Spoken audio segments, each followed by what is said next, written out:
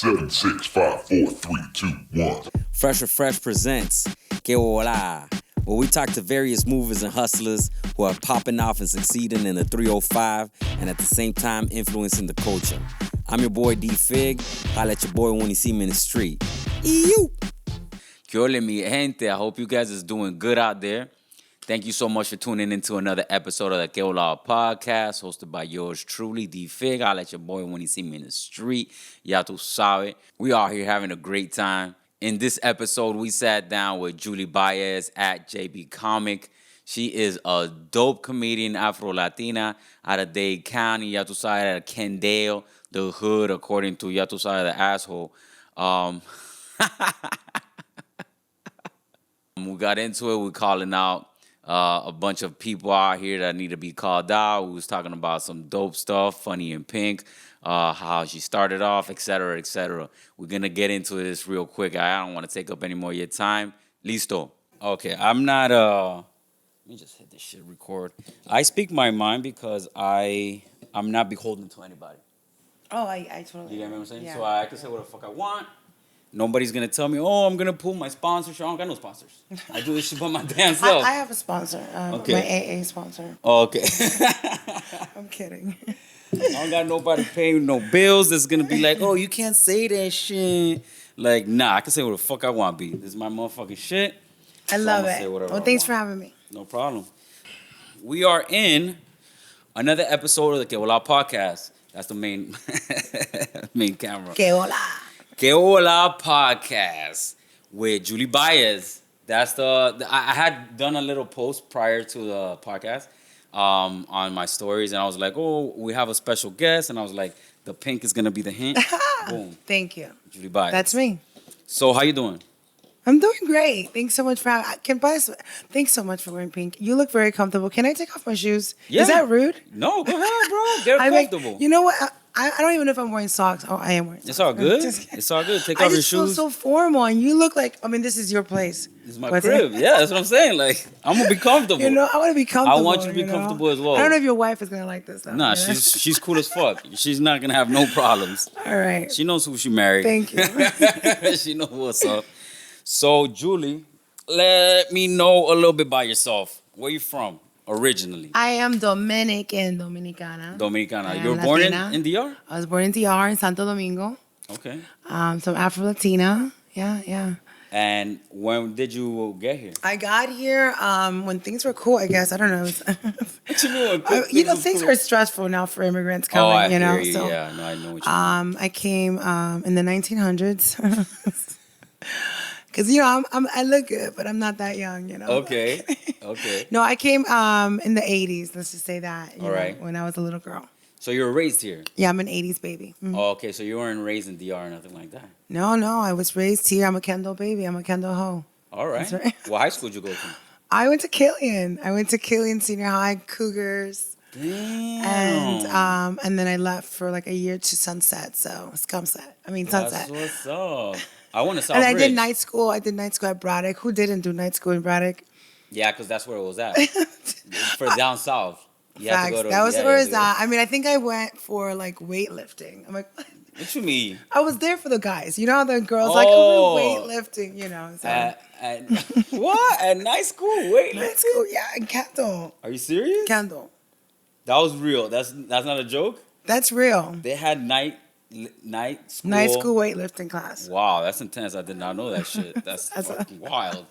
Damn, that's what's up, though. This is the hood, man. So you're from deep down south? Not deep down Well, south. I'm but from you're down Kendall. south. That's Yeah, the Kendall. hood, right? That's not the hood. That's not. According to A-Rod. A-Rod don't come in We mierda, hood rats bro. out here. Fuck what A-Rod says, bro. I ain't listening to that dude. So how did you stumble? Okay, so for those who don't know, you're a comedian. I am a comedian based here in Miami. I did grow up in Kendall. Okay. And then I had to, do better for myself and progress. So I moved to Hialeah, La Ciudad del Progreso. 100%. Backwards. And then now I'm back in Kendall because I'm single. Hey.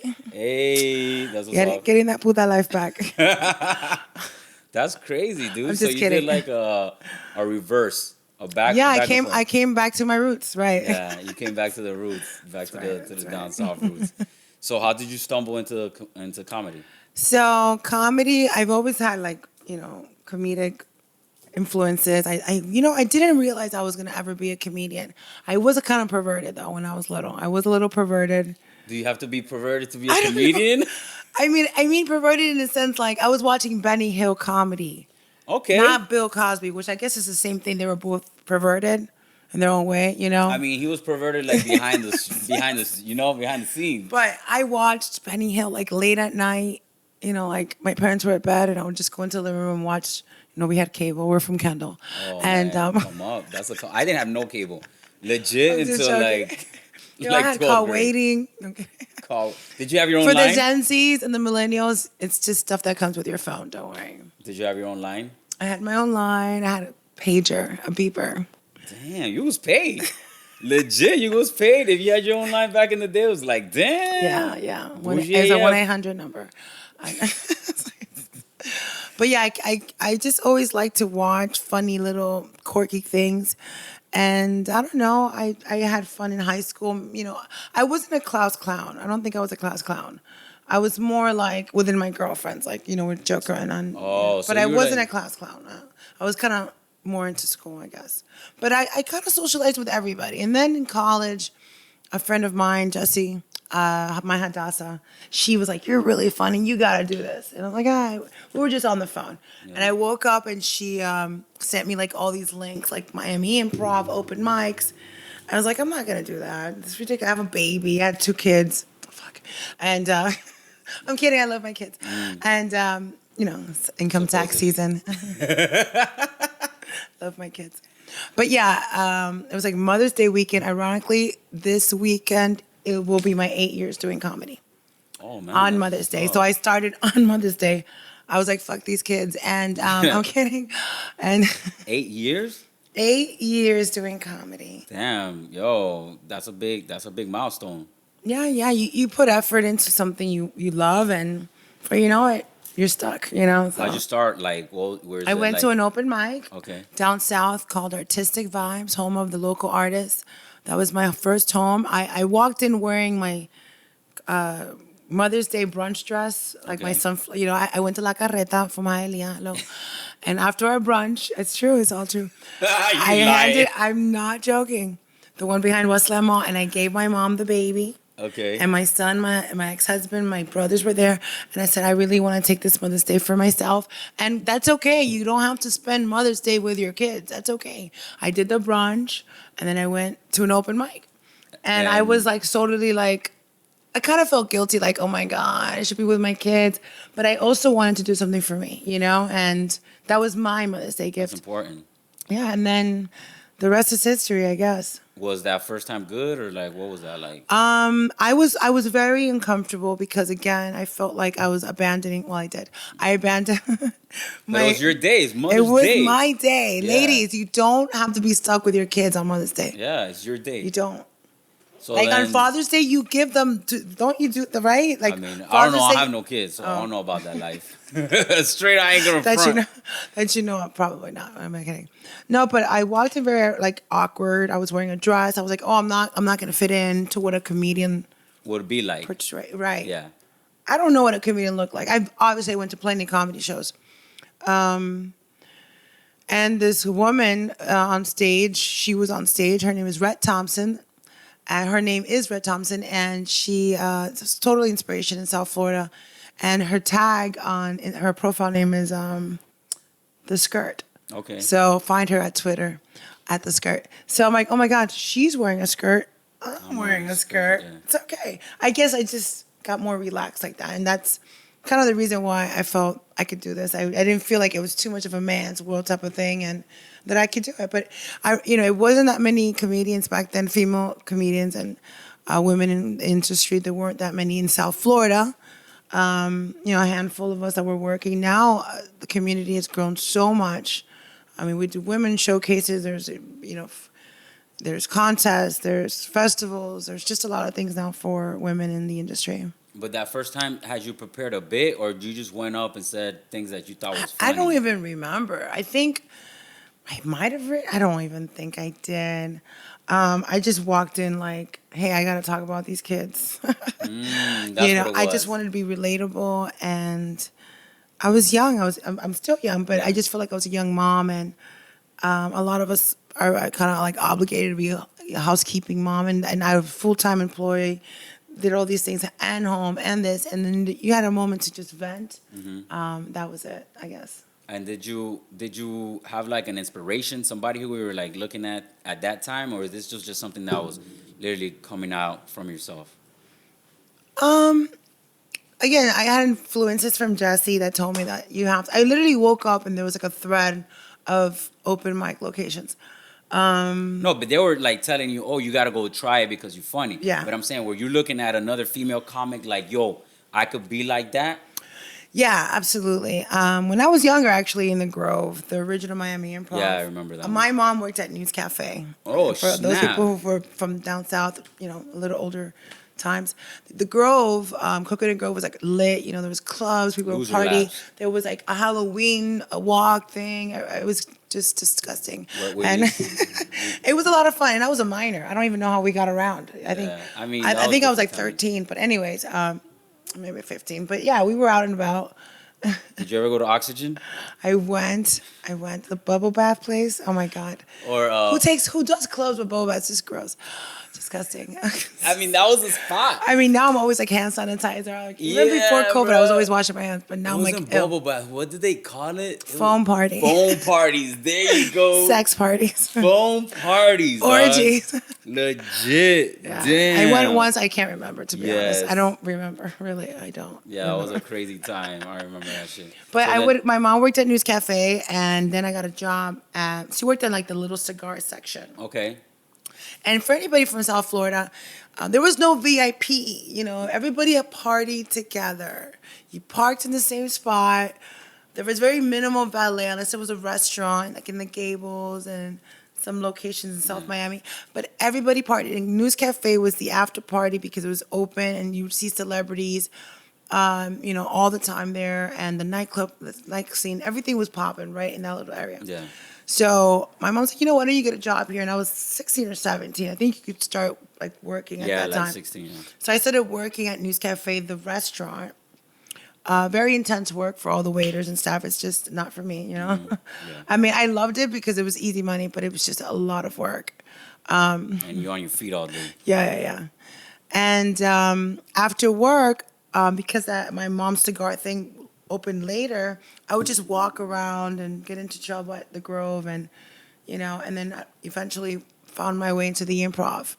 And it literally snuck in. Like, I would sneak into the Improv. I was a minor. Yeah. And I would just say, oh, I went out to make a phone call. And the reason we went out to make a phone call because it was a pay phone. There was no cell phones, people. Like, if you had a cell phone, you were a doctor or a lawyer. There were cell Facts. phones, but right. Or you were a Big drug facts. dealer, you know. Yeah. But you usually had like a little thing that beeped you or vibrated you, notifying you to make a call. So you had to go outside and make a call, right? Yeah, bro. I'm not 100%. that old, but No, but I know exactly what you're talking about. so I literally would lived get through it. in saying, I just had to step out to make a call. Yeah. And You then know, you would take get off back my in. apron and just put my hair down or whatever. And I didn't have a seat. But at the Improv, I'm giving all my tricks away.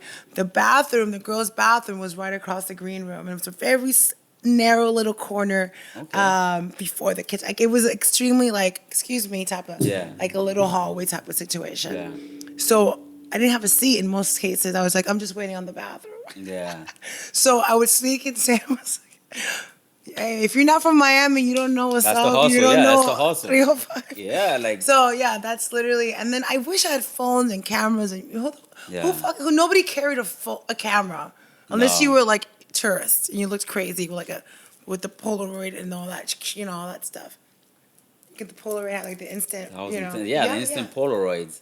That was intense. So that's how you. I'm going way back. No, but I feel you. Like that was your foray into comedy. Yeah, but I never thought that was gonna be me.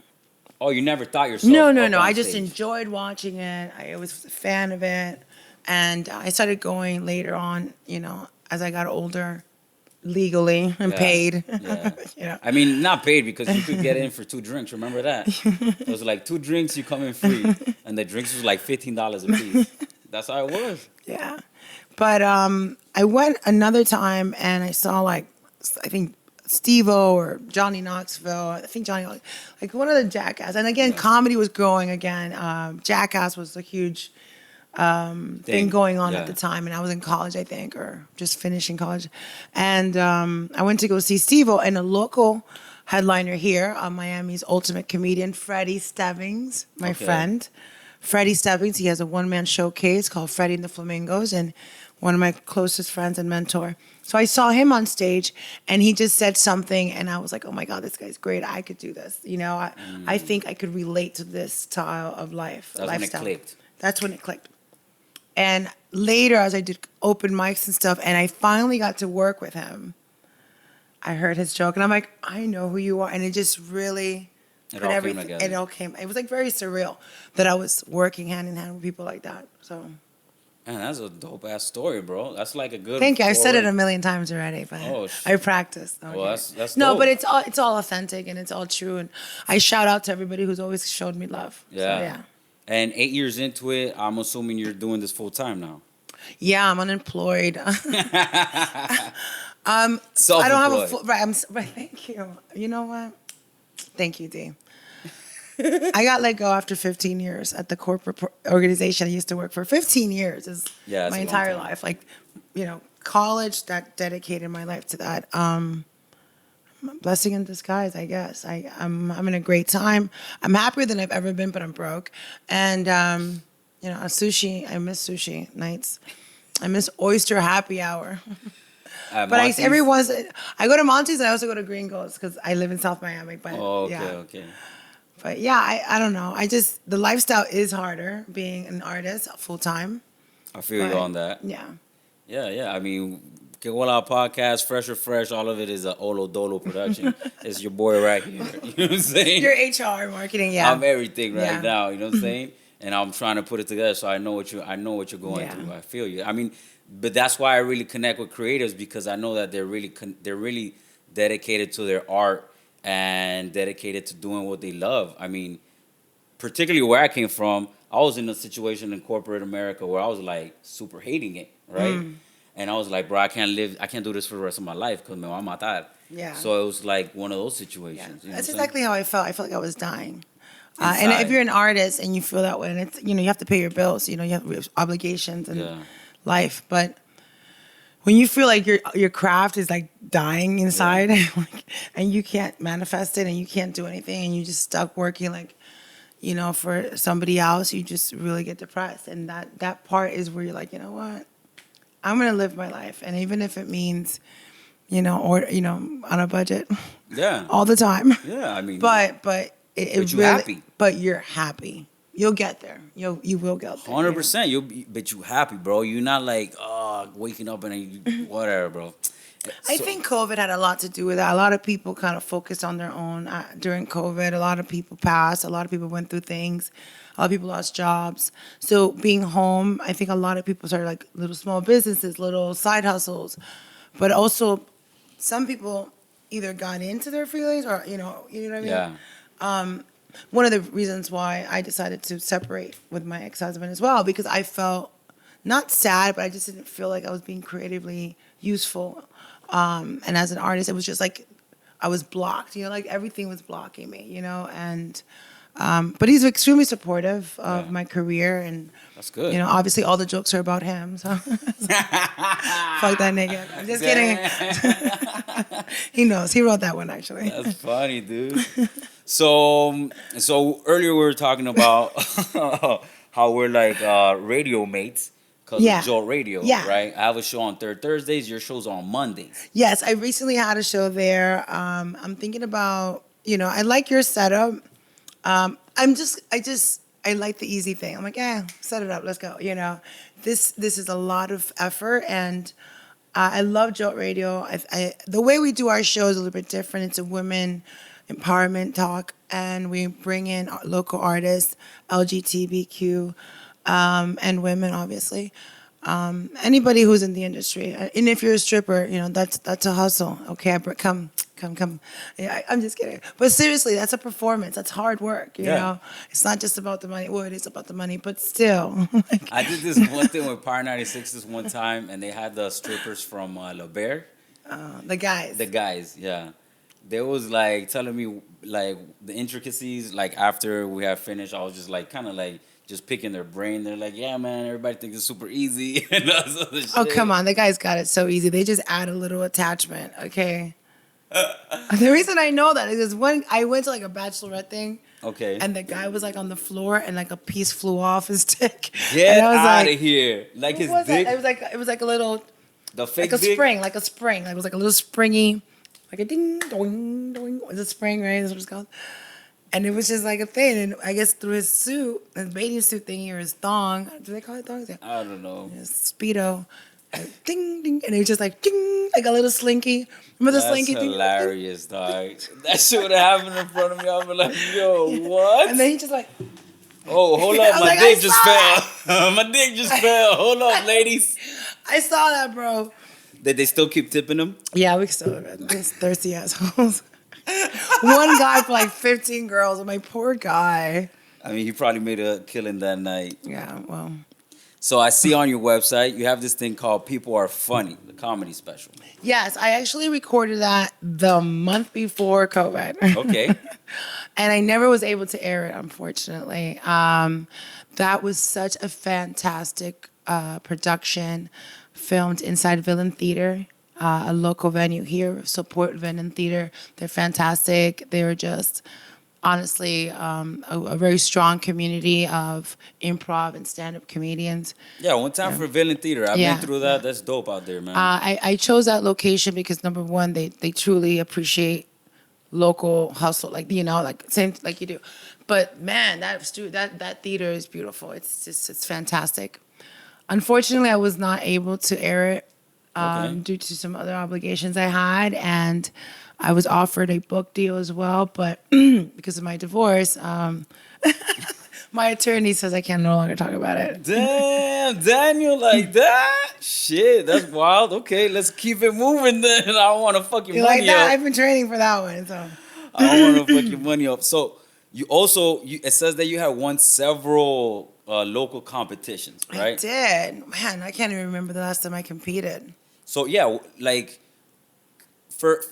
I'm thinking about like a local comic, a local female comic who's coming up and sees you as inspiration. I'm sorry, can you bring my water?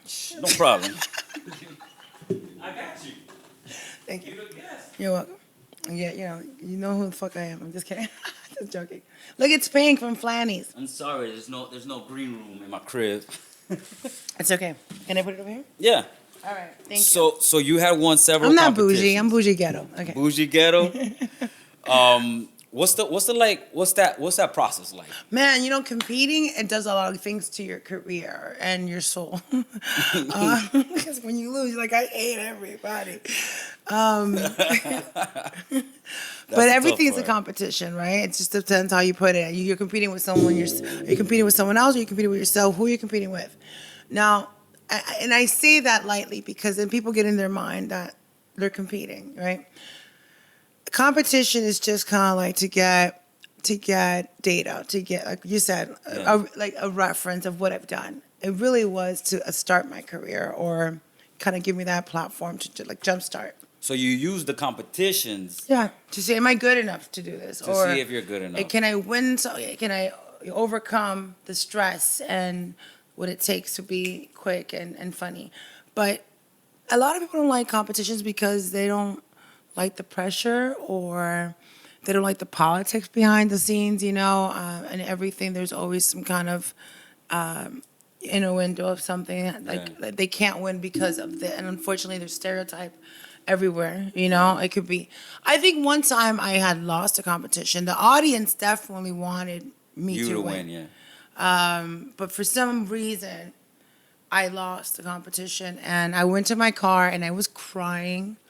Fuck. I was crying, of course. I was upset, and somebody came up to my car. While you were crying? Yeah, it was a friend of mine. Oh, okay. I'm not going to disclose its name. But he came up to me and he said, you know, you're gonna have a lot of these because you're only as good as, you know, the next comedian that is likable. So right now you're not as likable because you're too pretty on stage, which was so kind of like condescending. Hold up, you know? what? Time out. Yeah. What you mean by that? Yeah, I was like, I used to dress a little bit more, you know, Provocative Miami. or something? Yeah. Yeah. You know, but that's how we dress here in Yes, Miami. that's So what it is. the heels, the skirts, you know, again, more feminine, I guess, more, you know, girly and Yeah. sassy. And people would say, "Oh, you shouldn't dress like that, or you shouldn't be wearing heels, you shouldn't wear a skirt so short, like we can see your ass, you know, whatever." Damn. And eventually, I did not just know. stopped caring. But in the beginning, there was a lot of pressure about being women The image. in comedy. Yeah, the image. And the image that you're talking about was what my friend told me. You're either going to be a lesbian comedian, an ugly comedian, or a fat comedian to make it in the industry. And I felt that statement was like, wow. But I started thinking, let's look at all the women comedians that make it. And it sounds just, you know, grotesque. But they fall into one of those They categories. they usually fall into like the great ones, right? Why do you think that is? Things are changing. Finally, there's women of all colors, all races, of all tones, of all. Finally, you know. But for a while, it was like that. It was like a uniform that you had to carry, and I remember being told, and it's actually great advice because you want to correct, you know, you want to be your own character, but what makes you different is what distinguishes your jokes or your style, right? But I was told, you know, you dress in unison or in uniform with other comics. Don't be too extravagant, too flamboyant, or too vivacious. Tone it down. Blow dry your hair. You think Straighten your hair. All right, now that's Things like that. That's the style, the image. But that was It doesn't seem that long ago, but again, our South Florida comedy scene has blossomed yeah. so much in less than a decade. Yeah, and no, I agree. We're really behind in comparison to other metropolitan cities like New York, LA, Georgia, Denver, as far as entertainment. Yeah. Like we're really behind. We're in Miami. We're like clubbing, like popping bottles. You know, that's what Okay. Miami's about. Yeah. It's very difficult to get people to support local artists. down here. 100%, I agree with that, without a So doubt. as far as like New York, LA, Georgia, Denver, where you think local art, Chicago, you know, we're really behind. We're like, and the same rate as bad drivers, like that. Now, that advice that was given to you, right? About you have to fall into a line with a certain category, et cetera, et cetera. Do you feel that was advice that was that's really coming from the audience though, or is that something Coming from the production side? From the production side. So it's production that is creating those type of stereotypes, and they're like they want you to fall into those silos. Sure. But it's not the people in the seats that are like, oh, I want to see No. So I guess eventually I was like, I'm Latina. Yeah. I am so rare. Now, when I go to another state, that's where I have to know my audience or another region of the country. Because the Latino over there, they're like, are you Mexican? You know, like, everybody's not Mexican, sir. You know, like, Yeah, I feel you on I'm that. Dominican. They're like, oh, Puerto Rican, nice. You know, Yeah. it's funny, but it happens. So when you go to a different region or different state, you definitely need to know the demographics of that town. You know, Yeah. I am Dominican, but when people think Dominican, they're like, oh, New York, you're from New York. I'm like, I have family from New York, but I'm from Cando. You know? I mean, you know what it is? It's just the continuous stereotype Yes. of Latins, period. Yes. So people say Dominican, New York, I wear a lot of black, things like that. And it's just like a bunch of white people who think that Latins are a monolith. Literally, it's like you. It's just people who don't know, unfortunately. They just like, I don't, if I were in their town, I'd be like, what is that? You know, like. I mean, but I wouldn't think, hey, you're white, you're from Idaho or some shit like that. Like, so it is a challenge on that part, and I guess that's where production wants to form something that will be universal or likable across the board. Now we're talking on something that's very up my alley and I really fucking hate. I'm going to call it out. I've called it out. I went on, pero let me tell you, podcast, I called out Latin Spanish media, right? Spanish media, which is crazy because the vast majority of Spanish media is created here in South Florida, right? Univision and Telemundo have their headquarters here and they have all their studios here. Yeah. Telemundo's so white.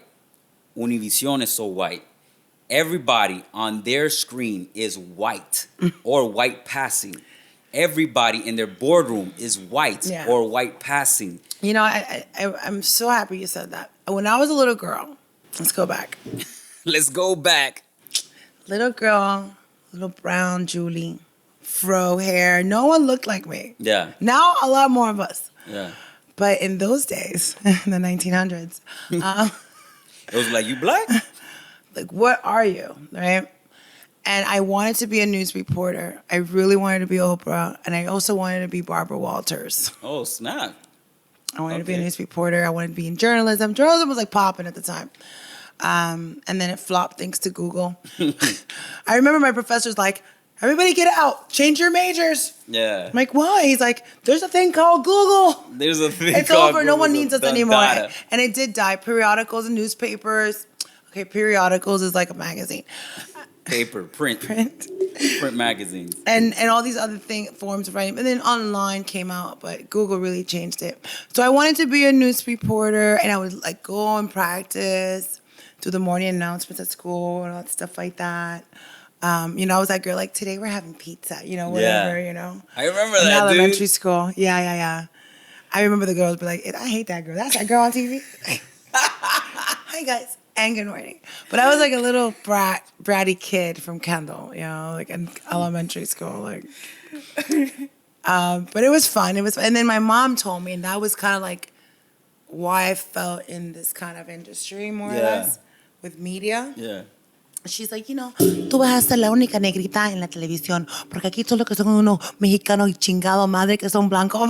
I'm like, ma, but it's funny, but it's still like that. It's 2022, dog. But my goal is to get there. I'm gonna be the next Latina Oprah Winfrey / Barbara Walters. Homie, only if Bo Ferrari gets fired. You know what I'm saying? Oh my God. Legit. But I mean, I think that it's kind of like. People are afraid of change, you know? Look. NBC Universal is a publicly traded company, right? NBC Universal is doing fantastic things on the English-speaking side of their media. They're being inclusive. They're bringing diversity. They're bringing equity. Their Spanish-speaking side is still stuck in the 1950s with the same racist tropes from abuelito time. You know? And it's just like, pero cuando will NBC Universal wake up, fire Bo Ferrari, and hire somebody who's gonna address that issue? Wow, that's some like crazy intent. You're like scaring me right now. I mean, this is something that really near and dear to my heart. You're absolutely it really right. Pisses me off. It will change. I do believe in that. A lot of what's happening is always underground, right? People don't know what happens behind the scenes. You know, you never know. You know. Who would have thought Netflix would be where they are today? There could be an organization right now, or a publication, or a production team putting. You know, I don't find it to be something I could take over, but I do think that there's always competition out there, right? And NBC probably doesn't know the forces that are coming. You know, and we're behind the scenes. The community of Latin America is here now. Yeah. You can't kick us out. There's can build a bridge. 63 million Latins we're already in the here. USA. When I was a kid, we weren't that. And I'm going to tell you a story that when I was in elementary school, I only had one person that spoke Spanish and was my Spanish teacher in the 1900s. Here in Miami? Yep. And that teacher became my high school principal, Dr. Castro. Wow. And shout out to you, Dr. Castro, wherever you are. Probably still at Sunset. The irony of this story is she sees me that year that I left Kelly and I went to Sunset. Yeah. And she looks at me. She says, I'm not going to tell you my real name, but it is Julie. She says, Julie, I can't believe you're that little girl. Well, she doesn't talk like that, but let's just say, I cannot believe you're that little girl that didn't even speak English. And look at you. You used to be so cute. You're still cute, pero. You still cool, pero. And she's like, look. She's basically saying, look how far we have come. And I was at that time on student council doing this, all that stuff. I was really focused on newspaper and all that stuff. God. And to see her, look at me. And to see her be the principal. Yeah. And she was the ESOL teacher. Yeah. She was the English secondary, other language, whatever, that class for kids who don't speak English. Second language. She was my ESOL teacher. Yeah. And she was now the principal. So, again, I could only limit to what I'm capable of doing. Yeah. I don't know what's happening in NBC, but I do believe that the world is moving. It is moving in different ways, in different motives. Maybe not all at once, because who would have thought she would ever be a principal of an elite-style high school like Sunset? Yeah. Sunset Nights, I think they're... And she was the ESOL teacher. And I remember that me and her were like, ¿Qué dice? We were always like, what do you think? And I didn't have any friends in elementary at first because I didn't speak English. There was one kid, kindergarten. I remember I walked in. It's really weird. You only remember certain things from your childhood. Yeah. And they're like, this is your new student. And I had this hair and I was kind of like scared. And people were like, you were so timid when you were little and now you're a comedian talking about dick. I'm like, I know. When you move to America, a lot of things change. Yeah. But his name was Camilo, and he was Colombian. Hey. And they sat me next to him, and he was like, oh. I was like, entiendo, ¿qué dice? ¿Qué dice? I always had to tell him to translate. Yeah. When lunch came, he hauled ass. He would leave. He would because he didn't want to translate the lunch for your ass. He was like, yo, she's going to ask me what's on the lunch menu and all this. No hay plátano. Aquí no hay mangú. No hay mangú. No hay salami. No hay salami. So at lunch, he would haul ass. I would never say. I remember walking on the cafeteria like... Looking for Camilo. If I ever see you out there, bro, you're not sitting at my table. And can't sit with me. No, and I wouldn't sit with anybody for like the first few years in elementary school. The only person I sat with was like the lunch ladies because they also... Yeah, they also speak Spanish. No, they also did not speak English. They were Russian. Oh, they were Russian. My mom was a lunch lady at Killian. Really? Yeah, in the 1900s. That's messed up. Legit. I remember. But the lunch ladies they were white back then. They were Russian. Oh, that's crazy. That's how old. Yeah, it's a throwback. That's a throwback. Yeah. I mean, that's one of the liberties that I have about like not having any sponsors or anything. That I could come on here and say fuck NBC Universal, or not necessarily fuck NBC Universal because, like I said, their English speaking side is doing great things. Yeah, I love NBC. I think they have great programming. I think they have great stuff. I mean, I know they own Telemundo. They own Telemundo and Univision. Fuck both of those. Fuck both of those. They're never gonna give me an opportunity. Well, I think that was a new purchase. I don't think it's that old. A few years probably. Those few years has been more than enough time to fire all those fucking old racist trope motherfuckers. I usually enjoy all those programming. So Despierta America, white as fuck. You know what they did on Telemundo? I don't watch Spanish TV. Yeah, it's so weird. I don't watch either. It. But I recently went through something where I was with my father, and he would watch a lot of it, and that's when I really came into. I was like, yo, they replaced one white passing anchor with another white passing male anchor. Like, and it's 2022. And I'm just saying to myself, I'm like, yo, not even a woman? You're going to put just straight two white passing male guys back to back? Like, how tone deaf are you, dog? You know what I'm saying? Like, you lost in the sauce somewhere. There's always some kind of back. You know what it is? Because all those back production is just a bunch of other white passing Latinos.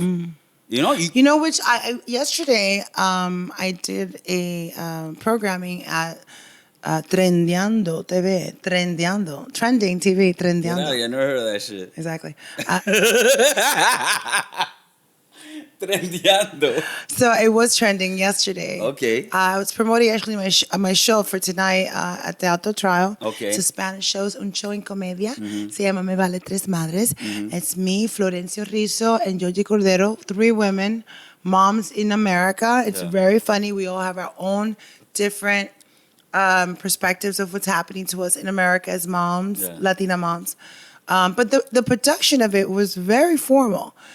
And I appreciate being in America at that moment. And I know we're talking about being white, but if we were in South In Latin America, we wouldn't even get a chance. We wouldn't even get. We wouldn't even get a chance. So there's like half and half part of it, like. But fuck that. I'm calling it out, and I'm fucking. I want mine, my G. Fuck all that bullshit. So I was like, okay, we're getting there, little by little. Yeah. So you mentioned that you do Spanish and English. Yeah. Both, right? Which one do you feel is more natural to you? And well, my first language is Spanish, but I think in English. So I think I'm more into English. Pero no te creas que de vez en cuando se me sale, tú sabes. The problem is that I watched so much Venezuelan and Mexican movies growing up with my mom that all of a sudden I am chinga tu madre, chingale la güey, pues, porque que le puede. And all of a sudden I'm like super Mexican accent, Castellano, which is actually not called Mexican, it's called Castellano. And I sound proper Spanish. And it's confusing because I'm like, I'm Dominican, pero no tienes tacos, güey, que hoy 5 de mayo. No me tequila, hermano, mames. And everybody's like, what? Like, because that's what I feel in my heart, because that's what I grew up with my mom and watched. At home with my cousins and that, my way, like, all the bad words, Dominicans, how we are. Yeah. Great. I love my culture. I love being Dominican. My daughter's like, I'm Puerto Rican. I'm like, stop saying that. Because she's half. But she doesn't even say she's Dominican. Oh, wow. Yeah, she's like, I'm Puerto Rican. And I believe her because she didn't get COVID. And she's like, Mom, when I get it? I'm like, you're Puerto Rican. You're Puerto Rican. It's a joke, guys. The joke is that, she's tough and she's still proud of being Latina, but she wants to be like green guy, Puerto Rican. You know what I mean? And my son, he's definitely like, oh, I'm Dominican. I'm like, ¿tú quieres mango? He's like, you want a mango? I'm like, that's two different things, Papi. Oh, no. Two different things. Don't do that. Two different things, Papi. Mango and mango. It's two different things. Yes. So they're kind of gringos, but I love my culture. Every once in a while, yo me meto mi mondongo, which is cow tribe. Yeah, it is. It's a delicacy in our country, A friend of mine the other day was like, oh my God, I had sancocho and there was a chicken foot in there. I'm like, damn, that's dope. That is good. That's some protein and vitamins and minerals. It is intense for some people. Mondongo's good, like, for resaca. Yeah. 100%. When you're drunk. Yeah, that's a hangover. Yeah. You like drink a mondongo, you're like, let's go. I tricked my little brother once when he was like in high school. He's like, is this chicken? I'm like, yeah, that's chicken. Like, it's the best chicken soup I've ever had. Después que se lo comió, I'm like, eso fue tripa de la vaca. Like I used to love lengua. I'm not a fan of lengua. Until I found out what it was. I only like lengua, when it's lengua time. When it's lengua time. So you mentioned your kids. Yeah. How do you, like, the dichotomy of, like, being a comic and, like, trying to say everything that you want to say, which you do 100%, and also being a parent? How do you handle that? Oh man, as long as nobody from the PTA is there, I'm good. That's word up. Darwin called me. I was like, hey, is there anything you don't want to talk about? Nothing that the PTA can hold me for. I love my kids. It's very controversial because I'm a woman. Yeah. If I was a man, it wouldn't be a big deal. I remember once somebody told me, go home to your kids. I'm like, they're in bed. What you mean? It's 11 o'clock at night. During a set? Yeah. Wow. Damn. Like, bitch, go home to your kids. Heckling. It was like 10:30 at night. I'm like, they've been sleeping, I think. No, they were babies at the time. And again, I've been here for a while. It's very controversial when you're a woman. Yeah. If you're a man, you're allowed to get out. And say whatever you want. Again, I have a wonderful support system, my family and my ex-husband. And there are shows that are far, very far, and there are shows that are very late. But as long as I have someone there, that helps me. It's different if you're a single mom. Like, I'm a single mom now, so I have to make arrangements. Wait, did the kids get home? Okay. Okay. But yeah, that's ideally, it's controversial. If I was a man, I guess it wouldn't be a problem. That question wouldn't even be a problem. I guess. I mean, I just asked you because kids in general, you know what I'm saying? I don't even think about it like, as a mom. I saw a lady dad doing comedy pregnant. I'm like, no, that's a different fucking level. Yeah? I would totally do it. But man, that's a different level. That's intense. For me, as a mom, like, I wanted to be, I don't know, maybe if I was pregnant today, pregnant, no, I'm not calling it out. I'm just saying, if I... It seems like you're telling the universe right now, you better take that shit back, girl. Oh, take it back. Plan B, plan B. That was plan A, plan B. Shit, if you even have a chance anymore, Roe v. Wade about to get fucking... No, but if you love something like comedy, I love comedy. It's changed my life for the worst, and I mean that in the most modest way, you know, because people have expectations of you, especially if you're like first generation in the United States or something, and then I feel that you know, pressure. you feel that pressure, and then I'm like, you know what, I don't want to do this anymore. I just want to go tell dick jokes at night and drink Jameson. Yeah. That's crazy. I started comedy. I remember like, oh my God, you're gonna drink it's Wednesday. Yeah. And I'm like, let me get a double. Neat. No ice. No ice. Give it to me hard. And let me get a PBR on the way back. Like that's a turn up right there. That's a turn up. That's a Churchill turn up right there.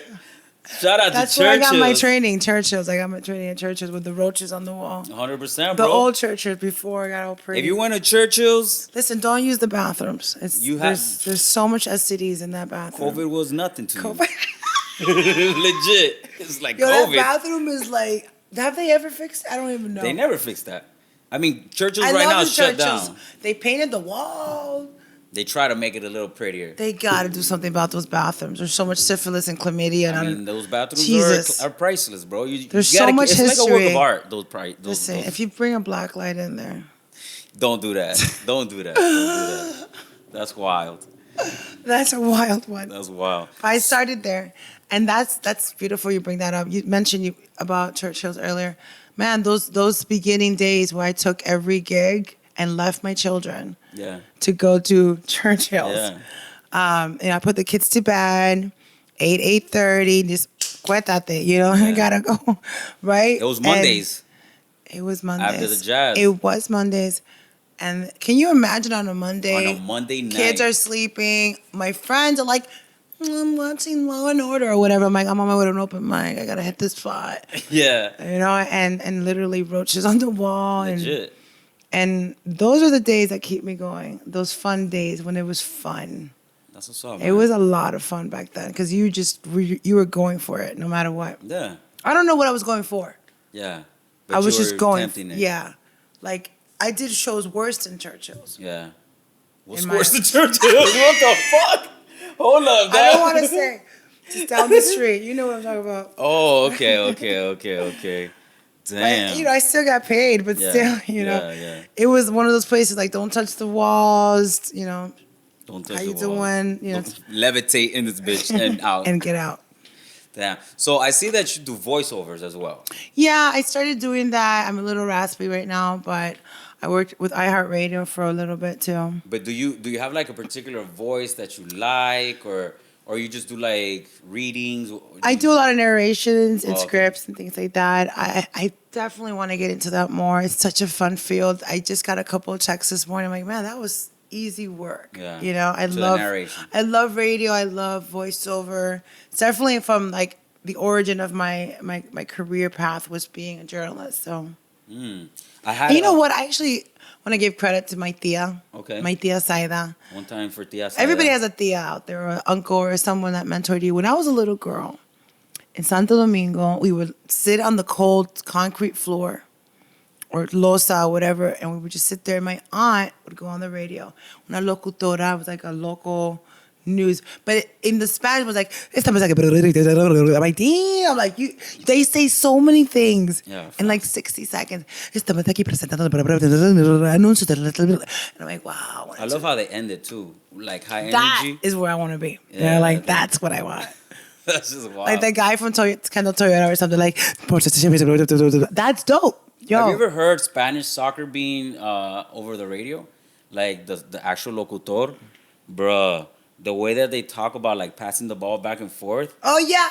You ever heard that shit? Yeah. It's like intense. Intense as fuck. That's what I want to be able to do. If I could do that, we're golden. Oh, 100%. Do you think that's of money right there? That's Cardi B. Do you think of any like characters that you like to like just speak in their voice or anything like that? My mom's voice is always in my head. Okay. You know, so I do a lot of that. Chiquita banana style, you know, Conchita style. And then, you know, I once got hired. Let's talk about the bad stuff, not just the good stuff. Let's keep it real. Let's keep it transparent. I once got hired and I had to do like a really Caucasian voice, and I don't have it. Although I'm a little, tú sabes, gringuita. Like, my family's like, tú eres una gringa. You know, tú eres gringa, whatever. But I do have an accent because I'm from South Florida. As soon as you leave Miami, we have an accent, okay? Without a doubt. With our hands and the... Everything. So I had this gig. Man, I was sweating. It was bad. And at the same time, simultaneously, I thought I had it, but they didn't like it. And let's change your voice a little. Do it this way. Elongate the A. And the accent was in Midwestern. The Mideast. I'm sorry, Mideast. Not from the Mideast. You know, like Chicago. Wisconsin, Minneapolis. Yeah. And I talk very fast. And they're like, slow down. These are white people. There's like a white producer, a male, Caucasian man telling me that. Slow down, Jules. I'm like, get in that truck now. Get that gator. Fuck, I was saying. That was my impersonation of a white person. Whoa, and it was so insulting, and I apologize if I'm being too harsh, but I'm sorry, white people. I know. And he's like, what the fuck? He's like, cut. Julie, let's take a break. I'm like, can somebody give me my F-150? Damn. I was just losing it. I was like, get the truck, get the gator. So bad. Nah. So then I went outside and I actually like, Siri, hey Siri, what's a Minnesotan? Oh no, hey Siri. Yeah. She said, what's a Midwestern accent? Yeah. I found this on the web. Oh. And she starts telling me, do it. Yeah. But the way she does it is like, okay. Like I was fucking Siri voice. Siri voice. Yeah.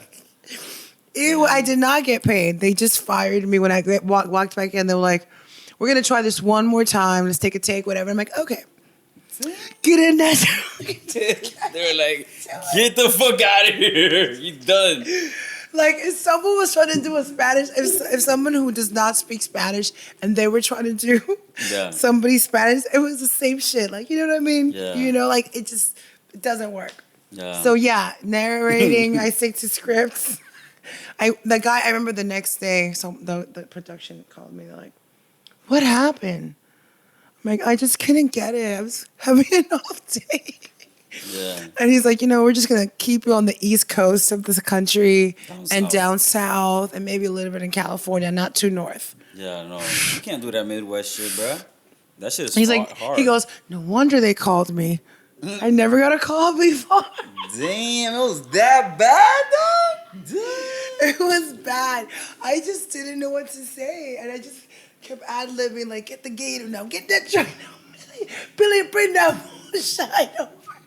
I just kept improvising, and it was bad. So I stick to what I know. Yeah. I stick to what I know. Stick to your skill set. So let's talk about Funny in Pink. All right, so you're the founder of Funny in Pink. I am. Let people know what that is, what it is. Thank you so much. Thank you for reminding me because, I promote a lot of South Florida like you do, and I support. But Funny in Pink started 4 years ago. I was very depressed, and again, you go through your ups and downs, and you always kind of meet people to help you come back up. And I want to shout out Anastasia Pavinslaya. I hope I say her last name right. You know her IG or anything? No. Anastasia, Anna the Russian. Okay. Anna the Russian.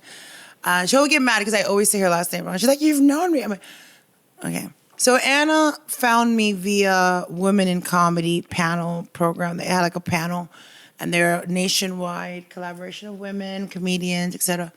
And they put me on a panel at the Booker Black Box, and I was to talk about women in comedy.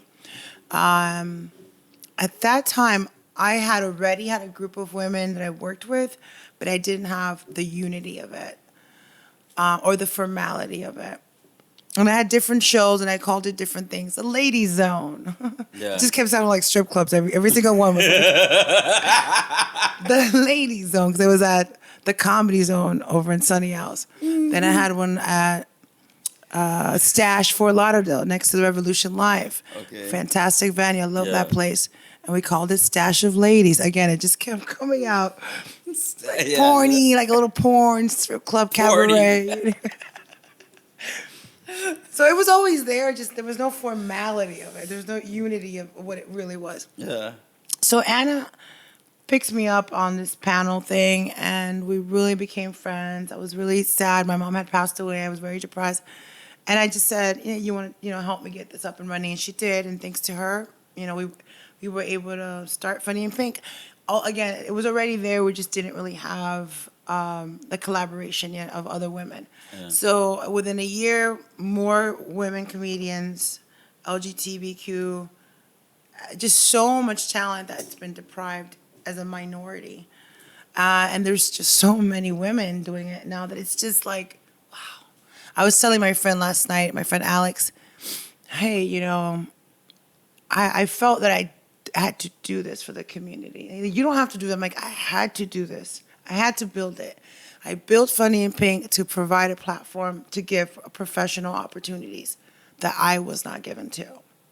And I mean that in the most genuine way. Mm-hmm. I'm not bitter, but there were times that doors were shut and windows weren't opened. And I literally said, I'm going to start my own thing. Yeah. And that's basically the premise of why I did it. So that way another girl or another woman or another gay or another queer or nobody, particularly in that group especially, went through what I went through. And nothing happened to me, thank God. But a lot of other situations were happening at the same time. Then the Me Too movement, women and other, sexual assault things were happening. Comedians and Louis C.K. and the Cosby, everything was happening at the same time. Yeah. So I felt like I'm going to fight for a better women's show. Yeah. That was it. I was like, because we're going to get our periods together, something's going to happen. Everybody just toned off. Ill, periods. Oh, they say ill, but they don't care when I don't care about that. Just put a towel. I'm like, for what? It's nasty. I don't know about that. Stop. I don't play that game. Me either. I don't play that game. So then that's gross. Which is what you're. I like this show. It's a cool show. It's gonna be great. Yeah, it's a great time. So then, what do you guys primarily do? So you have a one-time a show. We have so many shows. Everyone is so busy, but again, it's more like an empowerment group. Okay. Like, it really is. If I get bookings, we get bookings for bachelorette parties. We also do private events. We do women in business summits. Anything where, again, our demand is available. And again, it is coming. There's more and more coming. We also do a fundraiser for breast cancer every year. This will be our 4th breast cancer. Last year, we donated to American Cancer Society. The year before that, to a friend of mine that passed away, Courtney Luster. She passed away during COVID time. So during COVID time, everybody was doing their own world, their own thing, and we kind of lost touch. And one day, I found out she was ill. She had stage 4 terminal cancer in her 30s. Not even 4 years old. And I got to see her towards the end. Again, everybody's in COVID. Everybody was home. We couldn't leave. Everybody was doing their own thing. So I really, I wanted to make sure nobody gets disconnected. So even during COVID, I still worked. Yeah. I did fundraisers, and we do partnerships with other community women-owned businesses. And again, you're sexist. No, it's just that, again, that side of our town, our community is lacking support. Yeah, empowering that side of the community. So I work with Liz Couture, which she is the founder of Herpreneur by Liz. She does a women's summit, monthly and weekly markets with women-owned businesses. I work with a nonprofit called Sharing is Caring with Kathy Ortiz every year. We do Easter care packages. We fundraise for back to school, which we're about to do now in June. We start early because we want to get as much as possible. Yeah. Back to school is in August, but we start in June. We ask for supplies, back to school supplies, pens, things are so cheap, Yeah. guys, because nobody's really at school. Remember that time everybody's working from home and things like that. And we work with Lotus House. We give the focus of kids we work with are ages 15 to 18.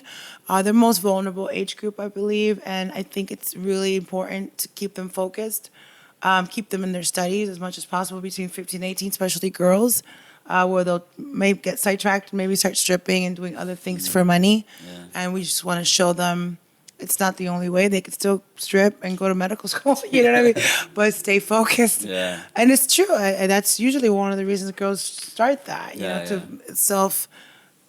take care of themselves. But not just for women, but again, there's boys there, again, so they don't get into trouble and start selling drugs, again, trying to do things for money and just to live and survive. So we focus on children, and I say children, 15 to 18, because they are, Yeah. They're usually homeless, or living in shelters, or parents who have drug use and things like that. And then our Christmas, we do a Christmas toy drive. Last year we worked with a local organization. I'm sorry, I can't remember, but it's through Sharing is Caring. And the year before that, we did it with a smaller organization in Haiti. Haiti is next to Dominican Republic. I would like to start working with more talent. It's just so much work when you're out of seas. Because you don't know if it's really getting there. And it's really more personable when you're there and you see the kids and you're passing out flyers, you're passing out toys and things like that. It's intense. Yeah. It's intense. Those are the things we do with Funny and Pink. It's not just about comedy and entertainment. It's about supporting the community.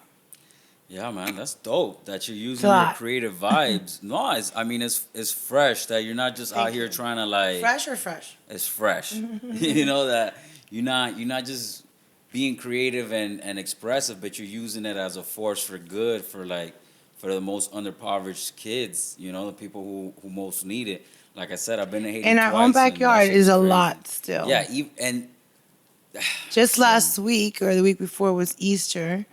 And although I don't go to church and practice Catholic and Christianity, class, I'm not really religious per se, but I do believe in doing good. 100%. You don't even got to be religious to want to do good. Yeah. But Easter just happened to be the day we chose because it's the day of. And we did about 150 packages. We shot for 15. Damn. Like good care packages, a chair. We got chairs from Walmart, like beach chairs, pillows, blankets, hand wipes. When we got there, we actually did it right under the overpass in downtown, right across from the wharf, Miami. Yeah, man, that place is... So I go to the wharf all the time, and not as frequently because I'm unemployed, but you have the oyster shucker, and I love oysters, and things like that. And then right in the parking lot, there's homeless people. If you're ever in that area, just give them a call. I mean, people are like, who cares? They're going to get fed. Who's going to feed them? Yeah. And is it their fault? No, people follow. A lot of people don't know this from way back, but I was homeless for a while, too, for 18 months. Yeah. Shit. 18 months I was homeless. Yeah. And I wasn't in the street, but I didn't have a home. I was staying. You were unsheltered. I was staying with another establishments, not my home. Damn. Yeah, and people don't know what that feels like when you're desperate and you have no help, and it's just really bad. And there's a thin line between help and pride. It's a very thin line. Yeah. So you're like, I need help, but I'm too proud to ask for help. Yeah. And there's that song, I ain't too proud to beg, Yeah. They are not too proud to beg. They will beg. Yeah. Help them. Who cares, 100%, So we did really good. Sharing is Caring. She has a great team of our board members and people who volunteered. We had a couple of the girls from Funny and Pink show up. It's a lot of work. It takes a village. It's not just me. It's not just Kathy. It's everybody. It's a collaboration. Well, I congratulate you on that, man, because a Thank lot you. of people ain't even trying to do something like that. You can count me in for any help that you might need in the Thank future, you. 100%. Thanks a lot. If You people did donate, I think you did, right? Yeah, I think you did. Thank you very much. Yeah. But I mean, that's just giving bread, you know what I'm saying? Yeah.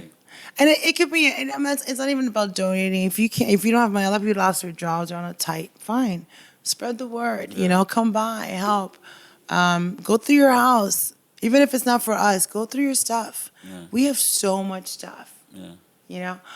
My travels recently, I've been to Mexico, and the family that's caring for my stepfather, they're very poor.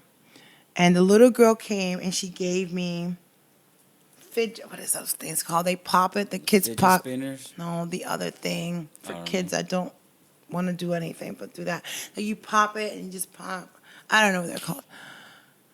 She had it still wrapped up with the sticker on it and played through it from the outside so it wouldn't mess up from the plastic. Damn. My kids, tomorrow on the floor. The girl wrapped it up, gives it to me. She goes, I want to give you this. Thank you for visiting. I had bought them pizza, Domino's Pizza or Pizza Hut in Mexico. And I was like, oh my God, I can't take this. Because I know I could buy one right now for $10, $15, whatever. This girl probably played with that thing. You could see all the ding-dings on the plastic. But the actual toy was intact. I brought it back. I put it in my suitcase, put it in the maleta. I didn't want to mess it up so the kids could see. Look how you take care of things. Be respectful and appreciate. Be grateful. And it really is about that. And exactly, like your shirt. And doing things like that when I donate, it's not because, I want to feel better about myself. No, man. It's to remind me that I came from a third world too. Yeah. And my family struggled to get me here. You know? Yeah. It really was about that struggle. Yeah. And I am grateful that they did that for me. Yeah, man. Likewise. Because otherwise, I would be in dire needs too. 100%. You know? I think about that all the time. Like, if my mom and dad didn't throw themselves to come out here, I'd be like probably a poor ass kid in Colombia. Yeah. I mean, really, really bad. It's funny, whatever. We talk about our culture, but it's really bad. And when we get here, we want to live a better life. At the end of the day, we're gonna make it happen. Yeah. We're not going back. Yeah, for sure. So well, I'm going back to Mexico. I actually loved it. Oh yeah. I remember I was like the first day. I was like, how you broke and traveling all over the world, girl? What you got a sugar daddy or some shit? I started an OnlyFans. Oh, you selling feet pics? No. Did you see that? I see that shit. Feet pics. I took off my shoes for a reason, guys. Yo. So a sneak peek right here. Sneak peek. For the OnlyFans. Coming soon. No, honestly, I just saved a little bit of money to go. I wanted to see my dad. Yeah.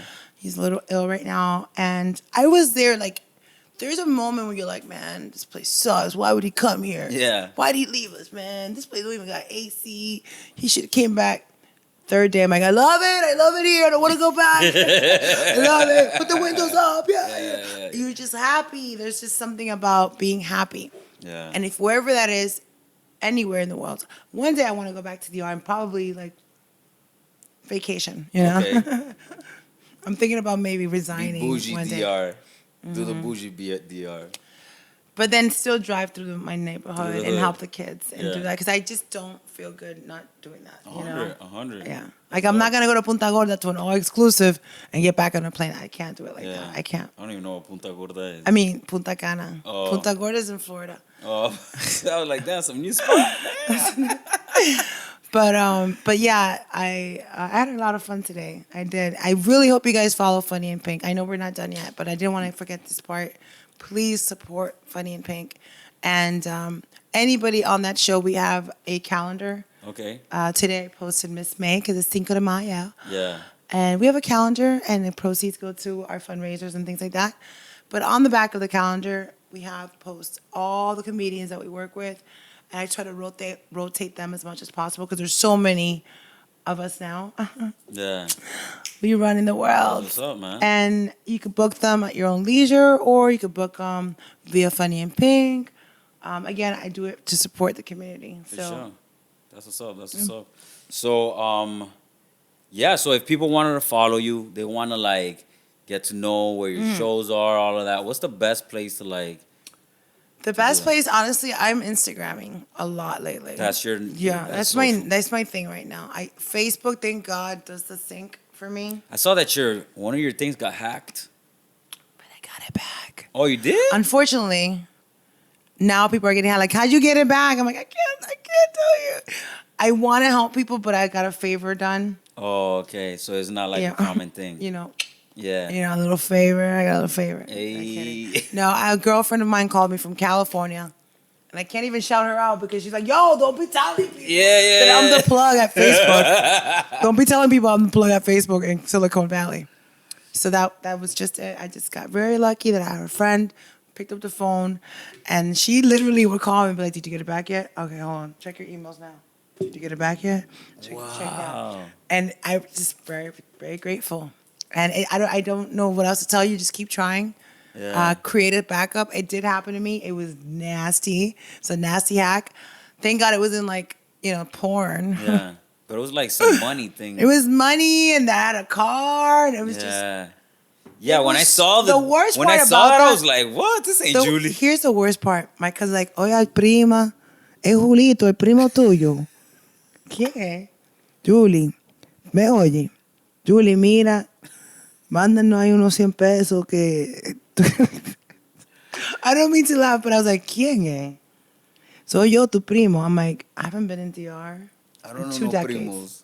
In 2 decades. There's people who are not even 20 years old. Yeah. And I'm like, ¿y cuántos años tú tienes? Yo tengo 15 años. I'm like, I don't even know this nigga. He's 15. I haven't been there in 20 years. Aquí hay fotos de ti y todo. Pero Contigo en la piscina. aquí en casa tía, yo soy hijo de fulana. I'm like, Wow. so I'm like, do I just send him the 100? I just sent him the $100. So I sent him the $100, right? Get out of here. Facts? Facts, bro. There could be anybody. So many cousins. The next day, I get my other cousin. ¿Y cómo tú me haces eso, prima? Yo te quiero más. Yo tengo 3 hijos. I'm like, who is this? Soy yo, el hijo de fulano. I'm like, fuck. I hate WhatsApp, man. Damn. WhatsApp, you don't know what's happening. Yeah. You don't know. WhatsApp is, I don't know what's happening. That's what's happening. That's what's happening So on I don't even answer. Don't call me. That happened to me recently. Yeah? That happened to me recently again. I opened up for Eddie Griffin. Props to myself. Hey. I'm just dropping names. I opened up for Eddie Griffin.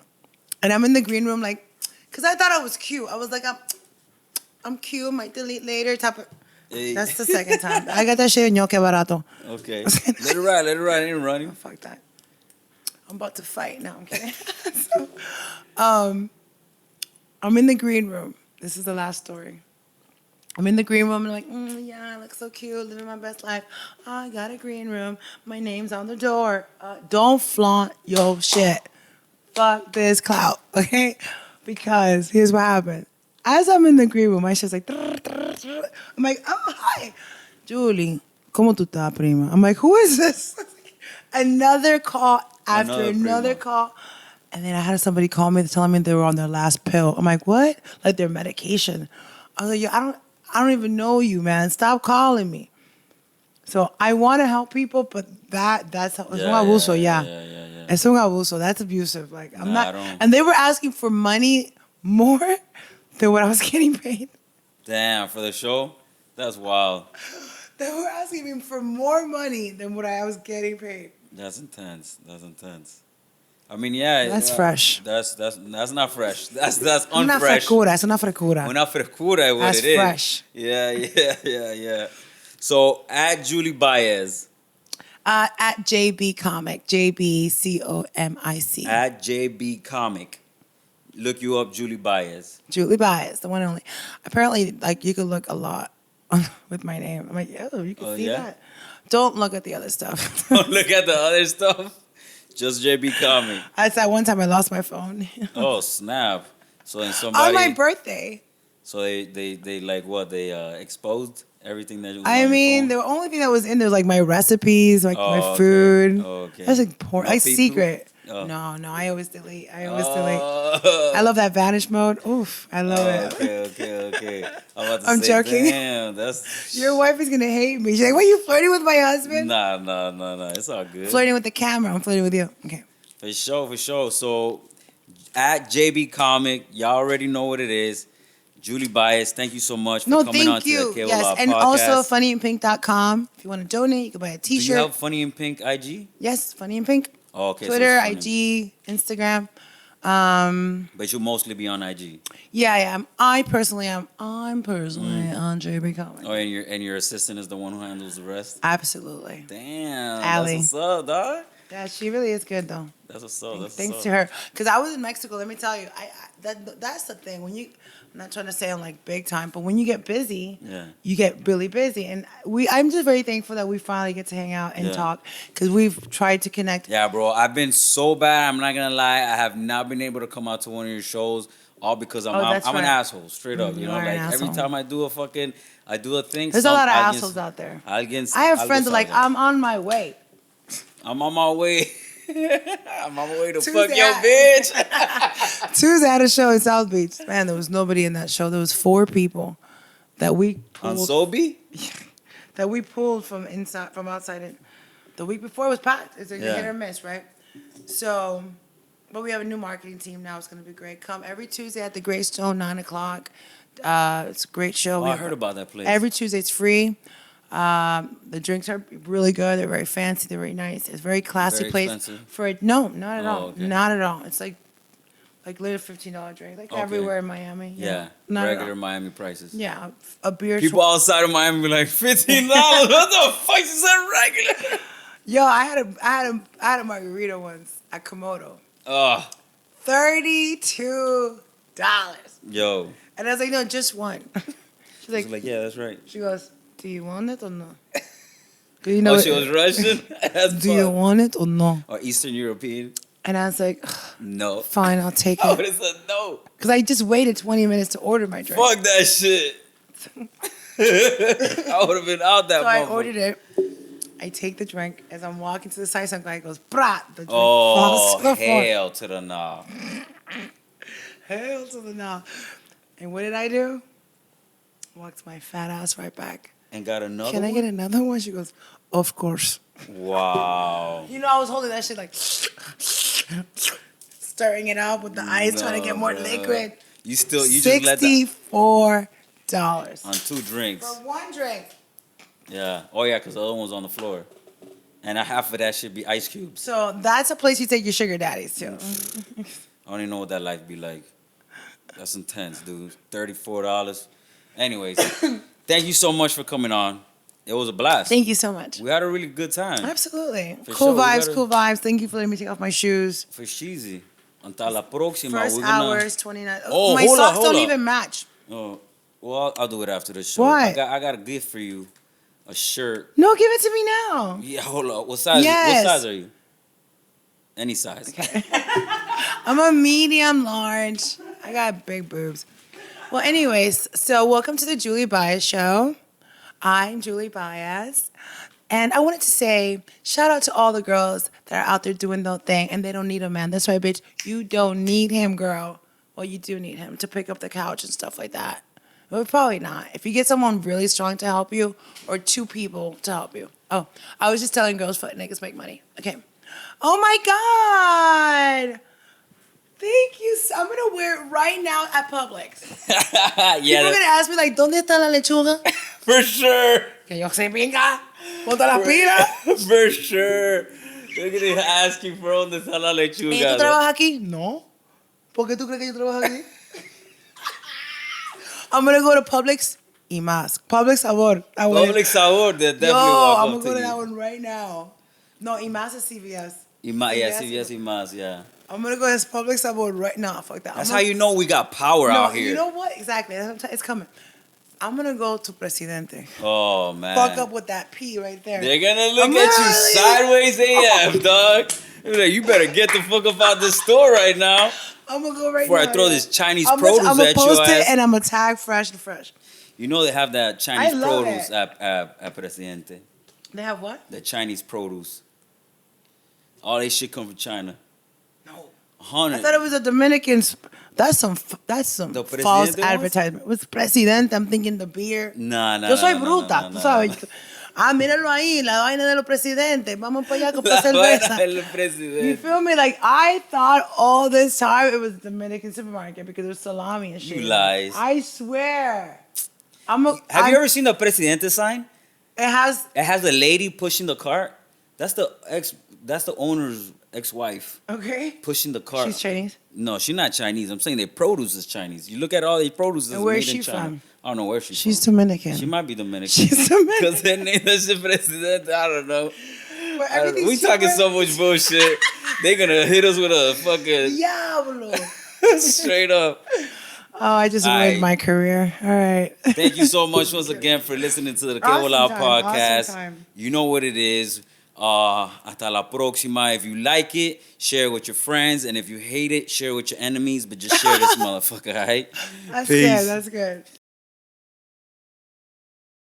You heard it there first. Thank you so much to Julie Baez at JB Comic for coming through, sharing her thoughts with me, sharing your time with me.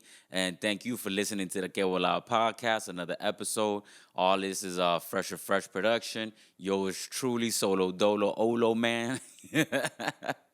At some point, somebody's going to come through and help a brother out. But until then, you know what it is. If you have any suggestions for anybody who want to come onto the podcast and chop it up, throw me a link, WhatsApp, WASSA at fresherfresh.com. Or you could just hit me up on IG at Que Bola Podcast or at Phresh. You know what it is. Hasta la próxima. Cuelo con tequerici. I love you guys. Listo. Peace.